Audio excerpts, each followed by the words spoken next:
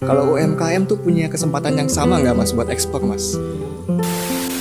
INSW bisa dicari di website ya, insw.go.id.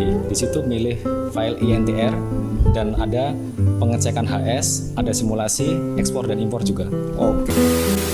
Kalau boleh di-spill nih apa aja perizinan yang dibutuhkan UMKM nih mas supaya bisa ekspor mas?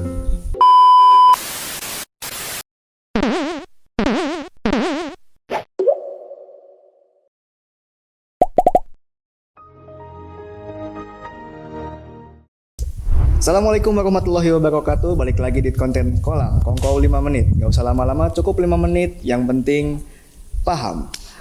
Kita sekarang lagi bersama dengan Mas Agung Setiawan. Boleh kenalan dulu ke pemirsa, Mas? Ya, perkenalkan saya Agung Setiawan. Saya sekarang di unit pelayanan, ada di kawasan Berikat, Brebes, Jawa Tengah. Teman-teman kalau pengen tahu kawasan Berikat itu kayak gimana, mungkin kita akan bahas di lain waktu ya Mas ya? Boleh. Kalau sekarang kita bahas yang kecil-kecil dulu Mas. Apa tuh? Misalnya UMKM. Oh, menarik ini. Nah, kalau perusahaan sebesar ini kan pasti ekspor lewat bea cukai ya Mas ya? Kalau UMKM tuh punya kesempatan yang sama nggak Mas buat ekspor Mas? Mau perusahaan besar ataupun perusahaan kecil, semua punya kesempatan yang sama untuk ekspor. Kalau perusahaan besar, langsung kontaineran. Perusahaan kecil, tidak harus kontaineran, bisa pakai barang kiriman. Mengenai custom clearance, prosedur di bea cukai itu sangat mudah, asalkan perizinannya lengkap. Perizinannya lengkap. Kalau boleh di-spill nih apa aja perizinan yang dibutuhkan UMKM nih Mas supaya bisa ekspor Mas? UMKM kalau terkait perizinan, yang pertama ngurusin legalitas dulu ya. Bisa bikin NIB dulu melalui OSS. Kalau masih pusing bisa ditanyakan sama DPMP TSP setempat. Selain itu ada sertifikat-sertifikat ataupun barang-barang tersebut punya izin dari instansi teknis terkait Mas Abi. Cuma kalau masih pusing bisa juga iseng-iseng cek di INSW. INSW adalah suatu situs pemerintah untuk simulasi ekspor ataupun informasi terkait ekspor impor Mas Abi. Oh itu situsnya kalau boleh di-spill apa tuh? INSW?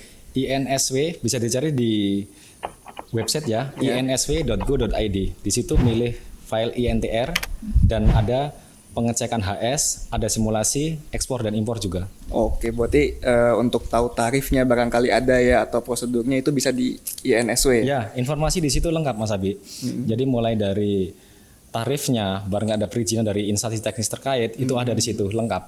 Berarti yang mintain izin sebenarnya bukan bea cukai ya Mas ya, tapi instansi lain sebenarnya. Ada dari instansi pemerintah, ada juga dari pembeli di luar negeri atau di negara tujuan. Karena itu mungkin pertimbangannya terkait kelayakan ataupun kesehatan barang-barang tersebut juga Mas Abi. Oke, berarti itu gimana barangnya ya Mas ya? Iya. Caranya kita supaya bisa tahu di INSW barang yang kita mau kirim itu kena izin tertentu itu gimana Mas? Oke. Cara klik menunya barangkali boleh dijelaskan gitu. Setelah teman-teman UMKM melihat dan memasuki situs INSW, di situ ada namanya kode HS Mas Abi. Kode HS yaitu suatu digit angka yang merupakan identifikasi atas barang tersebut ketika mau diekspor. Jadi identitasnya itu bukan nama barang, karena mungkin dengan barang yang sama di negara lain itu namanya berbeda. Oke. Jadi perlu suatu digit universal namanya harmonized system. Wujudnya HS. 6 digit, beberapa digit angka lah, bisa 6 bisa 8. Dan di situ setelah kita masukkan, misalkan nih ya melati gitu kan ya, kita masukkan, ntar ketahuan tuh HS-nya berapa.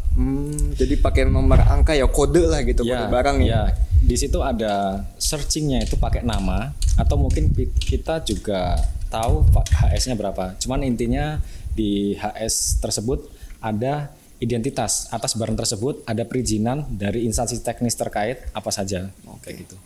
Oke, segitu dulu, nanti kita bahas di minggu depan tentang lebih teknisnya lagi. Bye-bye.